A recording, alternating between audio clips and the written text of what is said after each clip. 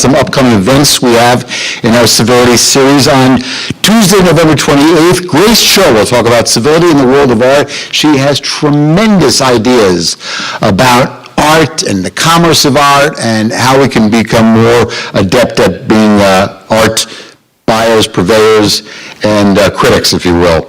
And just a week later, on December the 5th, an incredible insight into the life of one of the greatest baseball players of all time, Joe DiMaggio. Our speaker will be the late Joe D's physician, Dr. Rock Positano. His book is called Dinner with DiMaggio. Got to be a fun evening.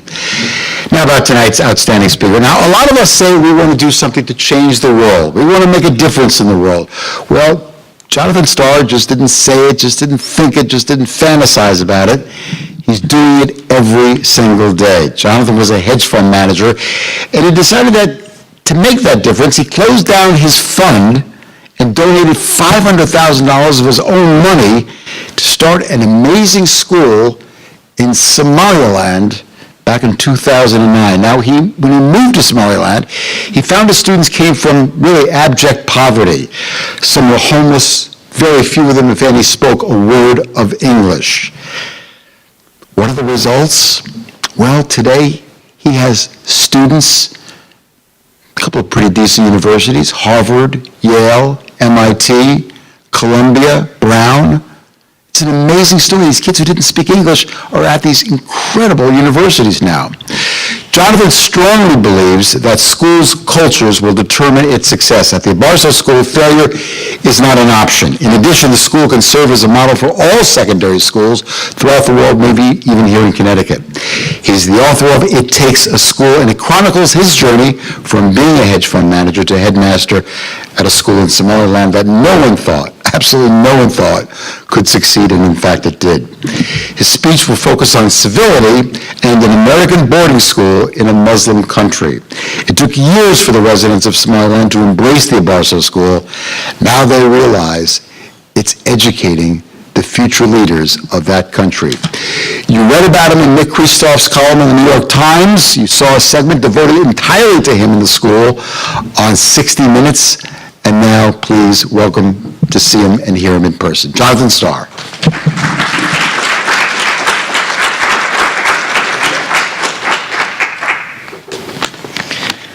Thank you, Bob. Thank you, everyone, for coming out today. I'm going to talk for a little bit, and then we'll give you guys a chance to ask questions, and I'll do my best to answer them. In 2009, I left finance to build a school in Somaliland. And at the time, what I knew was pretty much what any of you could know if you did a little research. So you can see Somaliland, part of Somalia. Somaliland and Somalia actually came together a long time ago. Somaliland was independent for all of a week before they merged with Somalia, literally 1 week, and merged what we know as Somalia. What we also know is the world's #1 failed state, or fragile state, depending on how nice we want to be. Somaliland broke away in '91 when Somalia completely collapsed, and found its own government, started to try to build its society back from complete ruins. And literally every single rooftop was destroyed. That's what the Siad Barre, the Somali dictator, had ordered, to destroy every single rooftop, to take off from Hargeisa Airport with fighter planes and bomb their own citizens of that area. So the place was just left in ruins, mines everywhere. Those parts I understood. I had visited a couple of times and had come to build this school. And here I was a finance person. I'm very much a capitalist. I mean, I'm very American. I didn't think I realized how American I was until I went to live in that country. And this is called the Civility series. And really what we had was a clash of civilizations. And with me, we had somebody who was ignorant to the fact that we were about to have a clash of civilizations. So this, if I can work this is what Abarso School looked like in 2008. This is when I first visited. You can see that it's a pile of rocks. That's actually what the vast majority of Somaliland looks like. It's about the size of England, but it has, 1/30 the number of people, and it's not developed. So that was Abarso then. This is Abarso today, courtesy of people who brought a drone there. There's no big ladder. Building a good school turned out actually to not be that difficult. I know there are some education people who'd be very upset with me for saying that, but that's the truth. What I completely missed and what I completely failed to understand, and there's a chapter in my book I call The Great Miscalculation, because I just couldn't think of it any other way. I went to Somaliland. I donated $500,000 of my own money to start this. I quit. I could have had very high-paying jobs, but I didn't take them. Instead of doing that, I closed down my fund, stopped all that, moved there. I was determined to build a school that would produce the future leaders of the country, ethical and effective people who could lead them from what we saw before to a wonderful, blooming country. I knew that. What I didn't understand at all, and my couple of visits to the country beforehand had just thrown me off, was that that's not quite how I would be seen. To the people in Somaliland, and Somaliland was a former British protectorate. It was British Somaliland. It wasn't a colony. It was a protectorate. The difference being, the British really didn't care about Somaliland. They cared about having meat for their people when they came back from India. They didn't even stop in Somaliland. They stopped in Yemen. But they wanted to make sure there was a fresh supply of meat to Yemen. So the British had a couple dozen people. Really, fewer than 100 Brits were in the country. To the Somalilanders that I just came down, I could have been from Mars. And I was here, and I was going to open a school for their kids. I mean, how would we feel, even if they had a beautiful spaceship, if suddenly Martians came down, and the school looks great, they seem to be really, really smart, but they're about to take our kids? I'm not so sure how we'd feel about that either. That's how the Somalilanders felt. What was made worse, and much, much worse, was there were plenty of people out there who wanted the people who didn't know better to fear the Martian. See, I was no longer a tourist. I was no longer a visitor. You can go to a country, you could spend a year in a country, and if you think you really know it, you're probably wrong. Until you try to do something in that country, you don't really know what's what.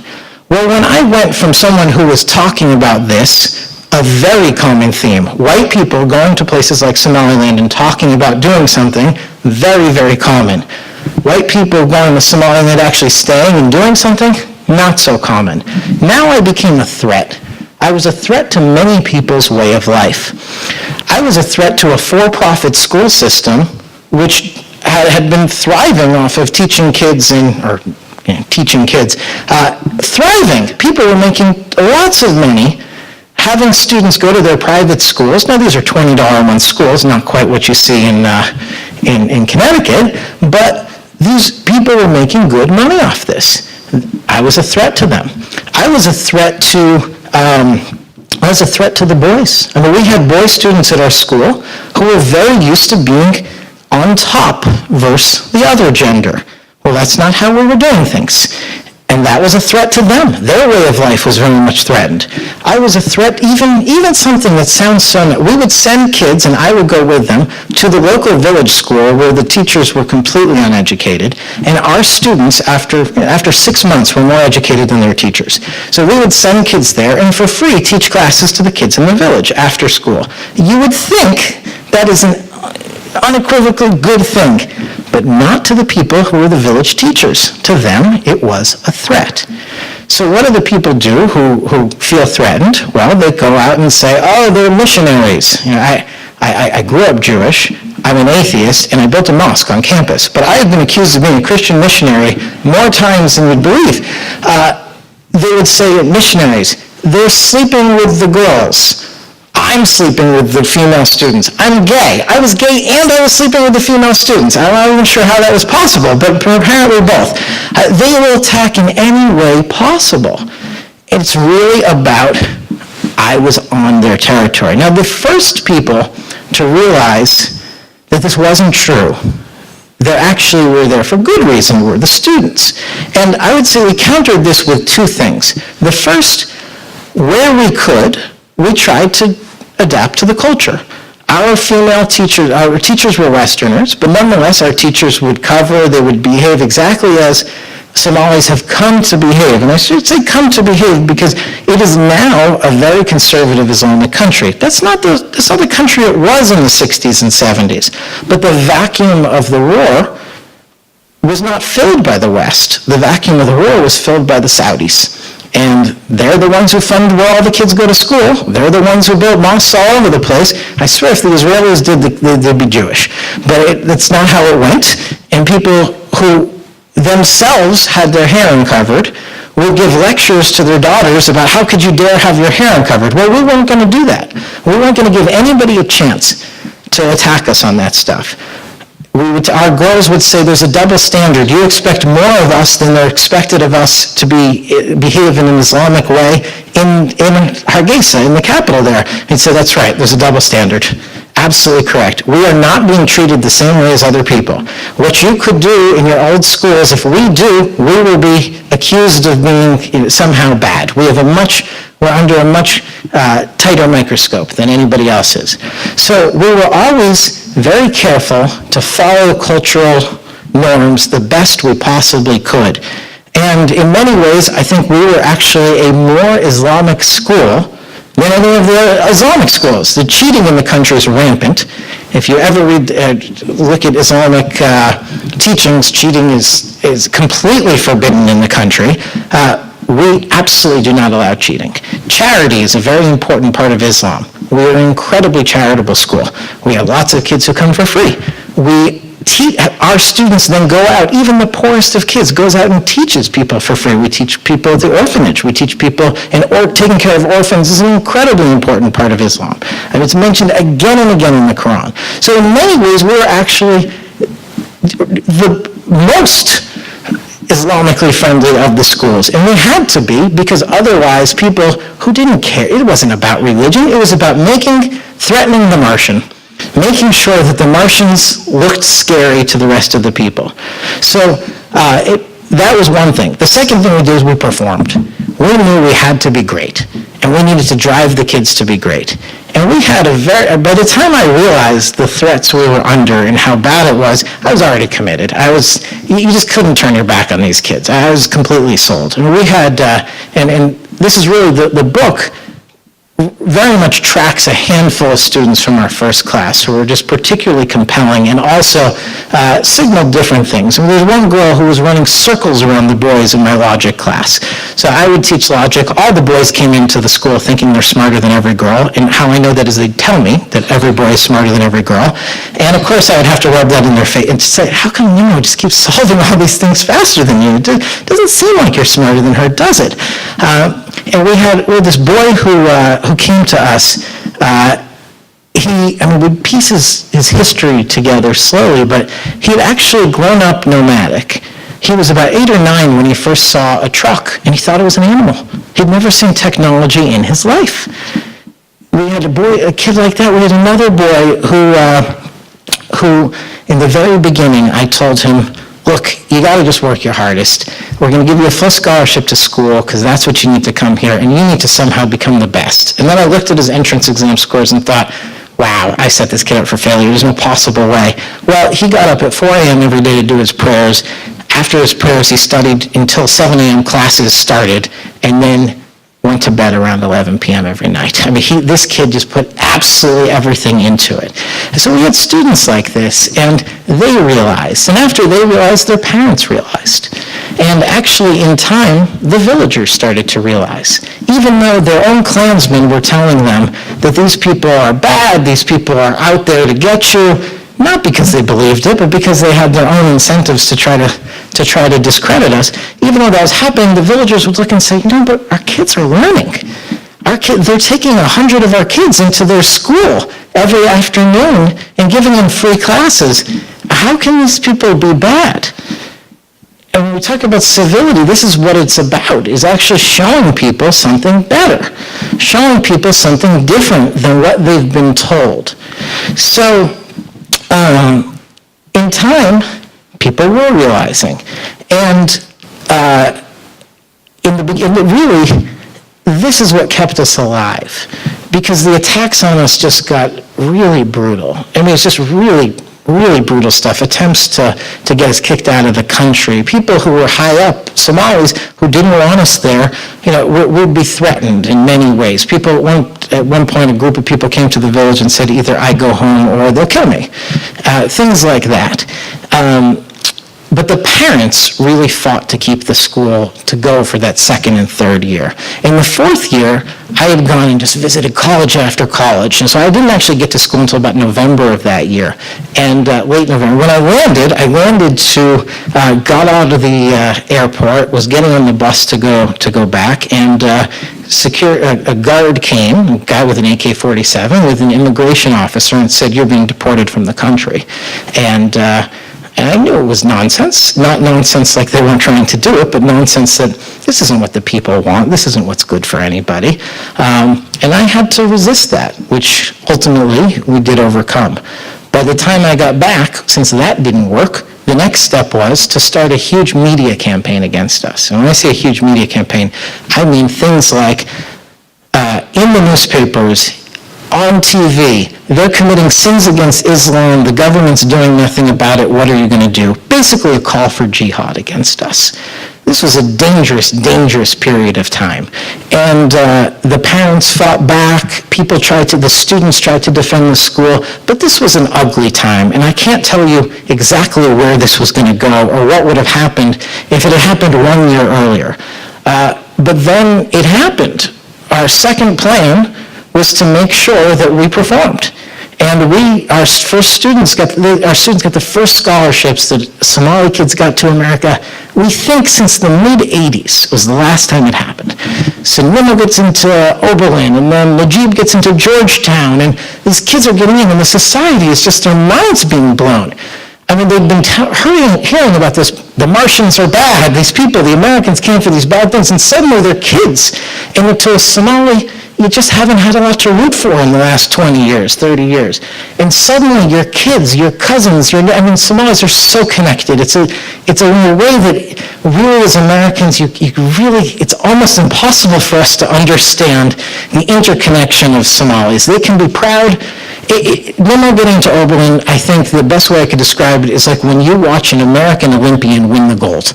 That's how they felt. That was them. Hey, our kids can compete with the other kids in the world. We're not a devastated place. We are people who are smart. I think that's how they took it. I don't know how else to explain it. And then the kicker was when the kid from the nomad who thought that cars were animals got into MIT. And then that did it. And actually, he just graduated this past year, and he's worked on autonomous vehicles. So the whole thing has come full circle. He's a bright boy, I say. There are some people who we really had to convince and work with year after year just to get them to have the right mentality. And then there are people who just needed a chance. And he just needed a chance. That's it. Otherwise, you don't go from that. You don't go from that background to MIT. That's just a spectacular, natural brain. And that was the end very much of the resistance against us. And in fact, it very much turned people behind us. Suddenly, society liked Abarso. They liked what we were doing. They wanted more of it. Instead of ninth grade, we said, this is hard. Ninth grade, and the kids come into ninth grade, they were coming in about second grade educated. That's pretty rough. Getting them from second grade educated to MIT, okay, maybe it will work for Mubarak. It wasn't going to work for everybody. And so we moved down to seventh grade, which we actually thought would be sufficient time for every single student to get through. So we went, and we were boarding school. We were ninth grade boarding, now we're seventh grade boarding. Do any of you have kids in boarding schools? Show of hands? Yeah, would you have sent them when they were 12?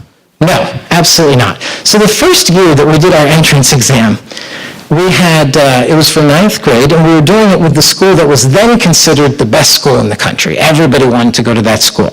19 girls came to the entrance exam. That gives you an idea of what people thought of their girls getting educated. And not just their girls getting educated, that's not fair to them. Their girls being away, there was such a fear of what would happen. And here we are, we're foreigners. We're the aliens. This was completely, the idea of girls coming to our school was a very hard thing for people to swallow, even with their 9th grade girls. So now we give entrance exams at 7th grade. 7th grade girls, 600 7th grade girls tried to get in this year for 25 spots. I mean, it's a complete transformation. And some of that, and actually I have a few things will help. So this is an idea of where our students are now. And Harvard was a big deal because Somalis know Harvard. I think nomads know Harvard. And somehow the reputation, and sometimes I think like the second most famous school in America would be if you went to University of Hartford, because people think that that's Harvard. And actually, Yale and Columbia are 2 girls who got in. And there are NGOs and others out there who want us to talk about girls' education. It's big to support girls' education. Well, if you're a Somali family, but someone who's a sign-up and says it's important to educate your daughters has about as much influence on us as when we pass some sign on the highway that says we should buy some particular service. I don't care if so what? Why should I do that? Well, Nadira getting into Yale was something that changed how people thought of their daughters. That was something real. How could they deny if their daughter, if one of these girls is going to, arguably the best school in the world, that their girls weren't worth the investment? And that's really made a huge difference. So, when we see this change that's happened, 600 girls now applying for 7th grade boarding. When you see that, that's who deserves the credit. It's these girls' performance has just changed people's view. So just to give you a few more statistics here, so you can read them. This has not been expensive, as you can see. This is actually, and we could have done it for $2 million, but we were given another $1 million to make it nice, so we've done that. And that was from the U.S. government grant. So that's to actually operate a Barso for 9 years now. We're in our 9th year. And to build it from scratch, you saw what it started at. It's been a few $1 million. By contrast, it's actually over $18 million now in scholarships the students have received. So we have over 100, and actually the first 6 have graduated, and of those 6, 4 of them are teaching now at a Barso. It was a small number. Which, when you think about, again, the impact that makes, you can talk about things with the students. You can talk about the importance of giving back to your country. But when they actually learn from somebody who grew up in the same town as they did, who's now their teacher, who's now with them in the dorms, who got to America and went to college and then decided to come back and teach them and work with them, it's just a very powerful thing. Bob had mentioned we've had some pretty good media, including that guy who people recognize. And again, just to give you a sense, for Somalis, I really, again, feel like, well, originally the fact that we were so foreign hurt us so much. The flip side of that coin is that when people get behind you, it's exciting. So there is our first student who got into Harvard with the Somaliland president. I mean, you usually don't get to meet the president just because you get into a college. But it was a big deal. It was a huge deal for them. I said, like, Somaliland wants to be considered independent, and he literally put them on the map. And I don't use literally wrong. CNN ran a story about him and showed Somaliland as a separate country and didn't even show the rest of Somalia. It was just Africa and showed Somaliland. To his countrymen, that's a big deal. So now where we're at is students coming back. We have lots of students now are inspired, and on top of that, we just launched a women's college, a teacher's college, having run by our former assistant headmaster, who's fantastic, and that has the potential in combination with the Barso. So when these kids go back, they need people to work with, and if they want to go back and they want to lead a school, who's going to teach at that school? They're going to hire the same people who have been in these other schools and it's been failing for years? That's just not going to work. So we put in place this women's college, this teacher's college, and that should supply them with professionals who may not be they're not going to compare to somebody who went to a Barso for 5 years, then went to Hotchkiss for 3 years, and then went to Yale. That's a little bit tricky. But that person can hire these girls, and they'll still have our key values: tenacity, integrity, critical thinking. And when you have those things, usually a lot goes right. So between those, we're pretty excited about the potential. Which brings us back to civility, which is where I will close. Not only was my going to Somaliland a real clash of civilizations, our students coming here has been the same exact thing. We now have 60 students in America, and we have students in Japan and Hong Kong and Germany, students who have been all over the world. And the way they've connected with the community and the way the communities here have connected with them just gives you a little bit of hope. I'll tell you one extreme case, or I consider it extreme, especially given our country these days, that recently came to my attention. So I was talking to the director of admissions at Woodbury Forest School, which is very little chance you guys know. Does anyone here know Woodbury Forest? Okay, 2 people had to ruin it. It's a southern school. It's actually just as wealthy as Taft and Hotchkiss. This is a very successful historic school, but it's a southern school, a very southern school. In a poll, the vast majority of the students there were voting for Trump.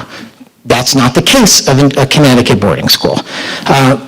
Here, this kid was a Muslim Somali boy who's the first Muslim, he's the only Muslim at the school, and the admissions guy said, I'm not sure, maybe the first Muslim we've ever had here. And yet, the connection, his roommate, absolutely a supporter of the Trump Muslim ban, and yet they're friends. And he's changing minds on that campus. And his mind has also greatly changed about them. I've known this kid for years. I would tell you, he was not an open-minded boy 4 years ago. He was not open-minded about girls' education. There were a lot of things he was not open-minded about. Now, he's here with Trump supporters, and they're still Trump supporters, but they're Trump supporters against the Muslim ban, which is a nice thing to see. And this admissions guy was telling me that just the whole community in both ways has been really impacted by it, and they're hoping after he graduates this year to have somebody else come.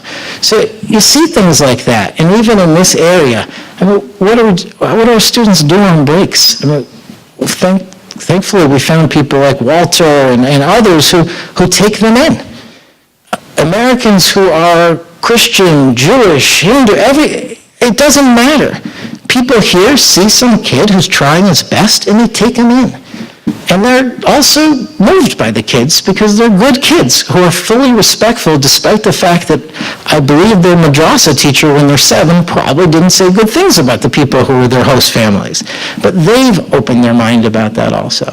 So when you look at that, and then I was told about a civility series, it seemed like, well, we've seen it. I've been lucky enough to see a lot of this firsthand, and including in this very community, which has been very, very good to our students. So with that, thank you all, and we can open for questions. Sure. I noticed in the picture there's a wall around the whole school. Can you explain that? Well, yeah, there's a big wall. It's about 13 feet high. It has razor wire, and we have a bunch of guys with AK-47s on campus.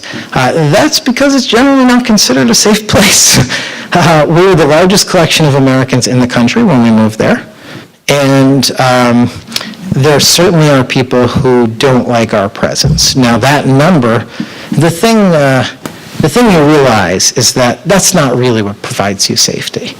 It's nice, it's a little bit of extra layer, but the reality is that if people in the country really think that we're harming their children, if that's the overwhelming view, they're not going to have to go through the walls. The guards are going to let them in, or they're just going to shoot us themselves.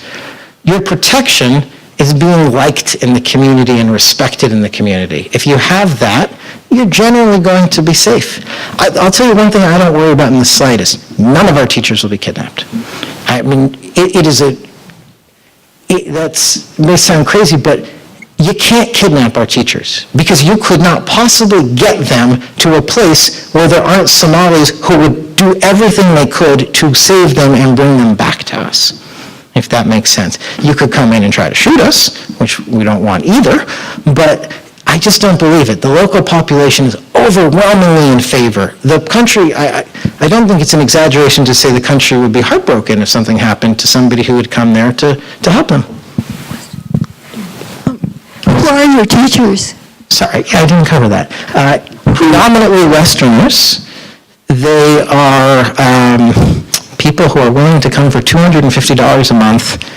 We've had people who are PhDs, and they come for that. And they do it because there aren't that many other cases, possible places in the world where you can have a chance to take a kid from nomad to MIT and to be part of that and to have a real chance of succeeding. And that's part of what we try to do. We try to put them in a position, in a classroom, in a school culture where they possibly could succeed. If you just get thrown into a place, I mean, I always, with things like Teach for America, if you just get thrown into a school that's failed, you got to be a lot better than I am, that's for sure, if you're going to somehow make it work. Which, I mean, hats off to those people, but I think that's a lot harder than going to a place that's established and has a successful culture, a winning culture. Are many of them women? Yeah, we're both. It's historically been close to 50-50. In any given year, I think depending on how charming the male or female is who's recruiting them, it goes one way or another. Sorry, there's somebody, yeah. Over the summer, my wife and I had the pleasure of hosting two of the students, Saeed and Zakaria. And they were delightful, and it was really rewarding. We're having Saeed over at the Thanksgiving holiday also. Great. And we got a lot out of the conversations that we had. Okay, so that's Saeed who was at Woodbury Forest or Saeed at Worcester Academy? Worcester. Worcester, okay, all right. We have a lot of Saeeds. Right. Well, thank you. And if anyone else wants to host, believe me, we could use it. What made you pick this region, Somaliland specifically, and do you have plans to do the same in other areas? Yes, so I have a Somali uncle. So my uncle was a Somalilander when it was a British protectorate, and he graduated from what was then a wonderful school in 1961. Somaliland and Somalia merged in 60. He went to West University, met my aunt, had my cousins. So I've been hearing about Somaliland for a long, long time. There was a period of time when we were under intense pressure that I was quite angry with my uncle because I felt like he had not been upfront with me about how much of a challenge this was going to be in his home society. But to some extent, all is well that ends well. But also, as I thought more about it, I think for my uncle who left in the 60s when things looked so promising, things were so good, I think it's hard to see what's become. And when they see their Somaliland that's broken off again, and they're now, they'll have an election this month, and hopefully it will go well, but they've had transitions of power, peaceful presidential, one man, one vote, one woman, one vote, transitions of power. I think it gives them some degree of hope, and so anyway, I got a little duped as part of the answer, but with good intentions. And no, we're not planning on expanding to other regions, not at all. But let me clarify that.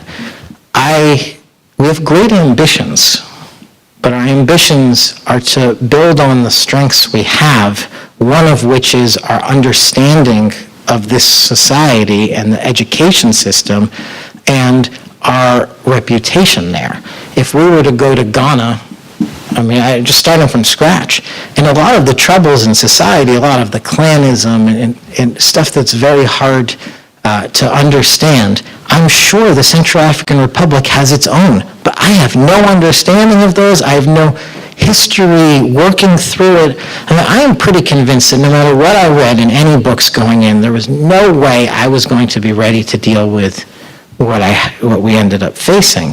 But now that we have, our opportunity is to do so much more there. We also have this army of students who are dedicated to fixing their country, and I don't think of it as leading them, but I want to help empower them, help them get what they need to do that. So my focus is much more on doing more and more there. Now, if somebody else had their own connection to the Central African Republic or name your place, I would not be able to help them with what the societal issues are. But I do think they can take many of the same concepts and values that we've used. I think they're universal. I think people everywhere want their kids to succeed. And if you can help their kids succeed, they're going to respect you. I think no matter where you go, you have to earn the trust of the local population. I'm sure that is universal. And I'm also sure that the trouble we ran into may have been uniquely Somali in how it came out, but I don't believe it's anything unique about it. I think when someone comes from the outside and tries to do something of impact in a place, they're going to meet tremendous resistance. I mean, it's not even different in this country. I think if you surveyed New Yorkers, they love Uber. Yet Uber had to fight to be able to not get taken out by the taxi union in New York. I mean, anyone who rocks the boat is gonna cause anger anywhere. And anger, as it comes out in a foreign country against you, can be a lot uglier than just what Uber had. So I absolutely wish the best of everyone trying to do it in other places, but we're gonna stick with the place we know well. A couple. What do you think are the most important parts of your school culture that have led to the success? Yeah. I mean, quite simply, we convinced the students that there was a value in them giving it everything they had. That's really it. I mean, everything else is just blocking and tackling details of getting to that. But that's it. And it's funny, people will talk about how, but kids come from a bad background. Well, maybe it's just me, but I was actually just at Taft earlier today. I have no idea how I'd inspire a Taft kid. Like, you're not going to go to college. Yes, you are. Your parents are going to you are going to go to college if you're at Taft. Even if you get kicked out of Taft, you're going to go to college. You're not going to have a future. That's not true. I mean, that is a tough sell. But for our students who are watching, I mean, this year you will have, 10,000 students will graduate from Somaliland universities, and they will be unemployable. I don't mean unemployed. I mean unemployable. I mean, we've done tests, 4th, 5th grade math test, kids who are in Somaliland universities, 38% on 5-answer multiple choice. 38%. They're not hireable. If they were hireable, then why are the Somalis having the Chinese build their telecom networks, the Pakistanis do their accounting, the Kenyans run all their nonprofits? Why would that be happening? The most successful schools, I mean, not our school, but the other ones, bring in Kenyan teachers. It's more expensive. If the Kenyans cared about it as charity, they have millions in their own country who are poor and they need the help. So it's not like you have some good-willed people, and I mean no ill will towards them for that, but that's not it. Right? So I look and I say, this should be the easiest motivating job in the world. Look at what happens if you're not doing the right thing. And then look at Nimo and Mubarak and these other kids and what they've accomplished. And which road do you want to choose? And it's really that simple. And maybe Mubarak's extraordinarily intelligent, but I think we've had plenty of kids get through who are average in terms of their gifts, but they weren't average in terms of what they put into it. So that's the key. And I'm pretty sure if you look at almost any of the school systems here, and you're trying to figure out why are these schools failing, I bet if you walked into the school, you would know immediately. You'd walk into the school, you wouldn't survey the teachers, what's your education level? It's going to be good. These are American schools, American public schools. The teachers are all educated. They mostly have master's degrees. That's not it. But you go into a school and it'll take about 5 seconds to figure out, is this school about education and kids getting better, or is this school about something else? You'll find out pretty quickly. I don't think it doesn't take long. In fact, we're in, hopefully, the very last stages of accreditation from the New England Association of Schools and Colleges, which would be quite a coup if we can get that. It's been taking a little while. And when they had a visitor come early on, I think he was skeptical until the school day started. He was skeptical the night before, and then that morning, the school day started, and I remember the very first thing he said to me, the school day had maybe gone on for 40 minutes, he said, well, it's not hard to see that there's a lot of education going on right now. Because classroom after classroom, he could tell. What are these kids doing? They're focused, they're answering, they're participating, they want to get better. You walk into a school, if that's happening, kids are going to go somewhere. If that's not happening, yeah. And I think if you think of your own experiences in life, it can take 1, 2 terrible teachers or terrible schools to ruin your view of school and make you just say, I don't want to do this. I don't want to be any part of this. So that's really it. Sorry, just... Operating in a school in a Muslim culture, how did you initially persuade parents that a Western education or letting their children come to the States for college was a valuable thing? Yeah, so it's a good question. So those are really two separate things. There was persuading them to come to our American-run school, and then there was go to college. I have never had to persuade a parent to send their kid to an American college. Never. That is the biggest no-brainer to these people. I mean, to them, yeah, I mean, I think there are a lot of falsehoods that are spread around. One of the main ones is they hate our culture. That's nonsense. Absolute nonsense. The Muslim world does not hate our culture. They may hate our politics, and they may hate our politics in the Muslim world. They may hate our support of particular regimes. They may hate the fact that you blew up their neighbor, who they liked, but they do not hate our culture. I have not seen a single sign of that. I really haven't. And if it's an occasional person who rails against it, that's because that person has an incentive to do it, a particular thing. The society does not. They want their kids they buy American products anytime they can. They want their kids getting educated. So I've never fought on that. Now, how did we originally get people to come to the school? That was the tough part, especially with people spreading the nastiest of rumors about us. And the answer is basically we got the leftovers. We didn't really get many people. Mubarak was a leftover. He did not get into the school he was trying to get into by actually alphabetical, a kid with the same exact score. That's just one of those fates. But almost across the board, I think of our first class, it was like 15% actually chose us. Most of the people were trying to get into a different school. So it wasn't easy. But the second year, a little easier. The third year, marginally easier. After Nimrod went into Oberlin and Mubarak went into MIT, not a problem. That's what we found. So, first of all, congratulations on your success, and it's wonderful what you're doing. It seems to me the way to really leverage the good that you're doing, you mentioned the Teachers College. If you could tell us a little more about that, I think that if you can get Somaliland people to teach Somaliland people, then you've really taken it to another level. So if you could tell us a little more about it, Sure. Where it is in relation to the school and where it stands at this point. Sure. Yeah, so the biggest question I had when we were looking at starting this, there were a few big questions, but one of the biggest questions was, can we take a Somaliland student coming out of the high schools there, at the level they come out, and get them to the point where they're actually productive? Because that's really the question. And one of the reasons we're starting with a teacher's college and not an engineering school is I don't know the answer to whether we can take you and 4 years later have you at the point where anyone should go in a building that you just built. But I do know that there are a lot of teachers in the country right now, and they're not good. And if we can we get these girls to an American teacher level? Absolutely not. Not in the time frame of 4 years. Absolutely not.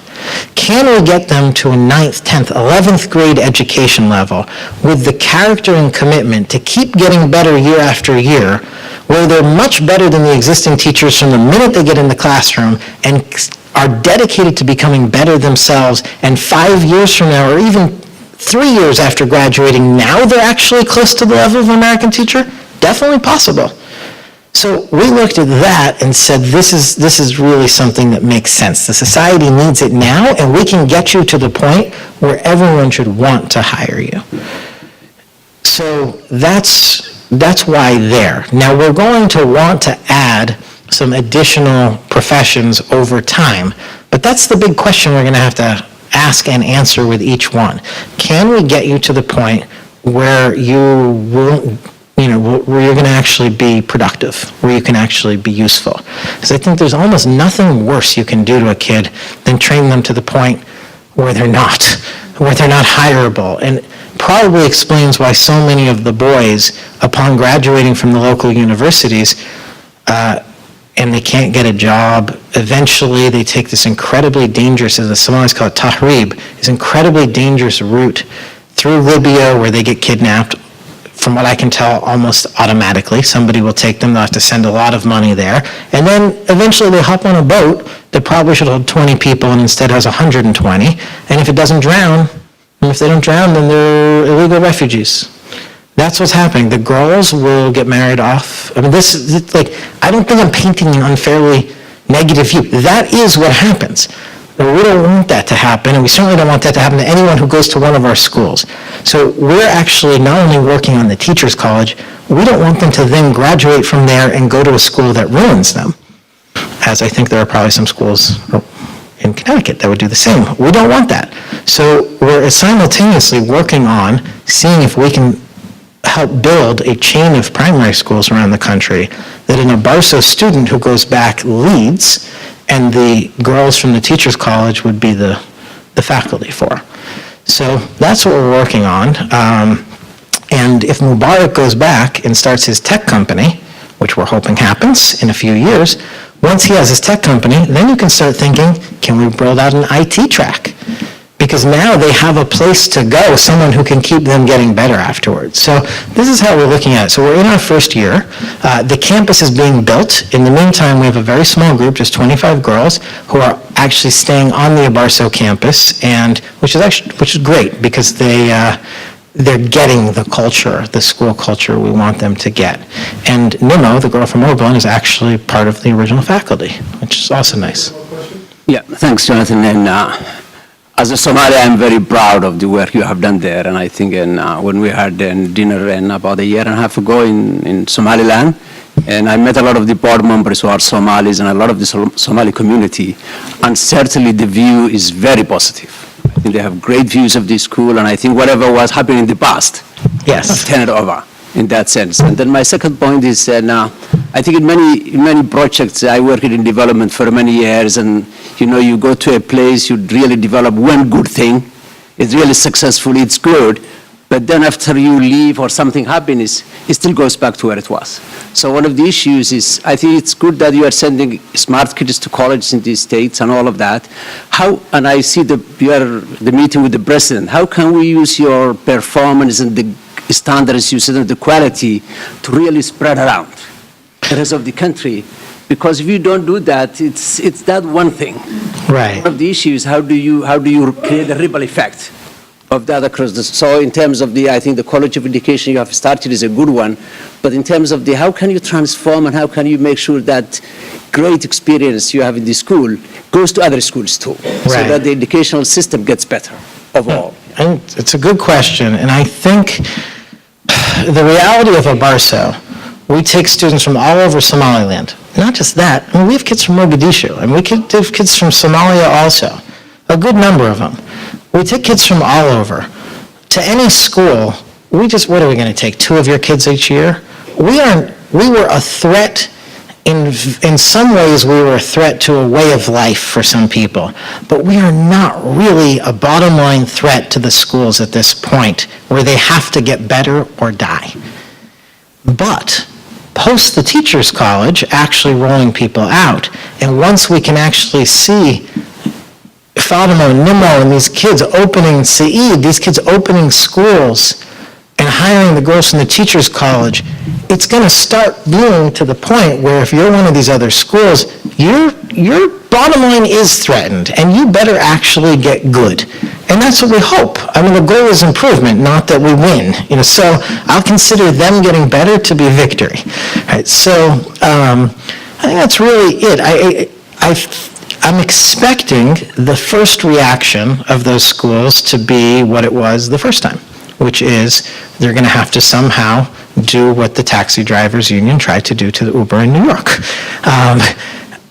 And we're going to need the Somali community to absolutely prevent that from happening.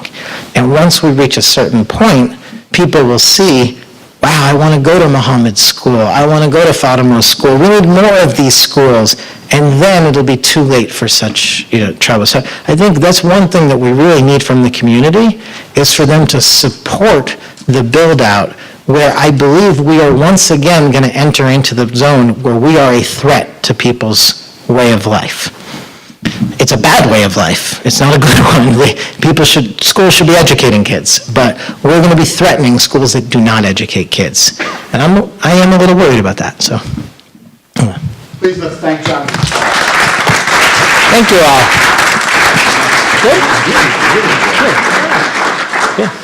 And John, will you hang around to grab some books? Absolutely. Great. And don't forget to come back on the 28th, the Civility in the World of Art. It's going to be a great lecture, I promise you. Thanks for coming. Thank you all.